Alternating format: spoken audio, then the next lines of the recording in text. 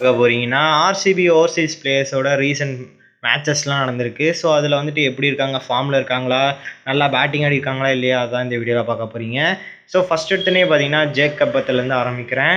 So, Jacob பத்தல் பொறுத்தவரைக்கும் ஓரளவுக்கு நல்லா தான் ஆடுனாரு. First match flop, second match ஓரளவுக்கு நீட்டா ஆடுனாரு. அதுக்கப்புறம் வந்த மேட்சும் திருப்பி ஃப்ளாப் ஆனாரு. ஸோ, இவருக்கு ஃப்ளாப் ஆன ரீசன் பார்த்தீங்கன்னா, ஆஸ்திரேலியன் கண்டிஷன் இப்போ தான் புதுசா போய் ஆடுறாரு.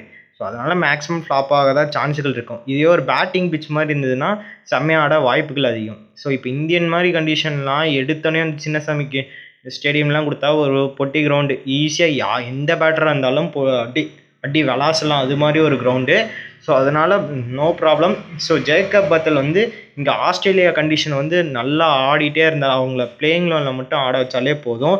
ஸோ, இவர் வந்து அந்த கண்டிஷன அக்செப்ட் பண்ணிட்டு அதுக்கப்புறம் ஆட கத்துக்கிட்டாருனாலே ஓரளவுக்கு நல்ல எக்ஸ்பீரியன்ஸா இருப்பாரு. அதுக்கப்புறம் இந்தியா வரும்போதெல்லாம் அவருக்கு செம்ம ஈஸியா இருக்கும் பேட்டிங் ஆடுறதுக்கேன்னு சொல்லலாம்.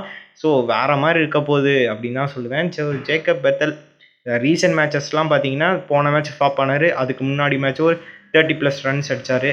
அதுக்கு மேலலாம் பெருசாலாம் அந்த அளவுக்கு ரன்ஸும் அடிக்கல அப்படின்னு தாங்க சொல்லுவேன்.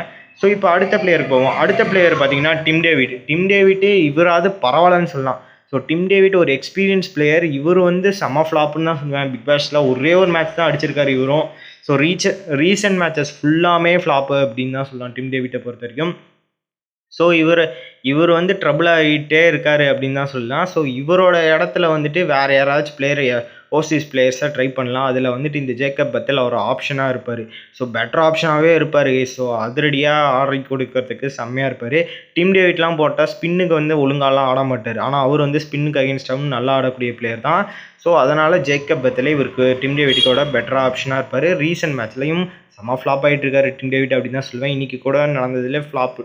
ஸோ, நாளைக்கு நடக்க போகிற இதிலெல்லாம் தெரிஞ்சிடும். ஏன்னா நாளைக்கு வந்துட்டு ஸ்ரீலங்கா மேட்ச்சில் துஷாரா வந்து பவுலிங் போட போகிறாரு. ஸோ, துஷாரா பொறுத்த வரைக்கும் ஃபஸ்ட்டு 2 T20 மேட்ச்சில் செம்மையாக பவுலிங் போட்டார் அப்படின்னு தான் சொல்லலாம்.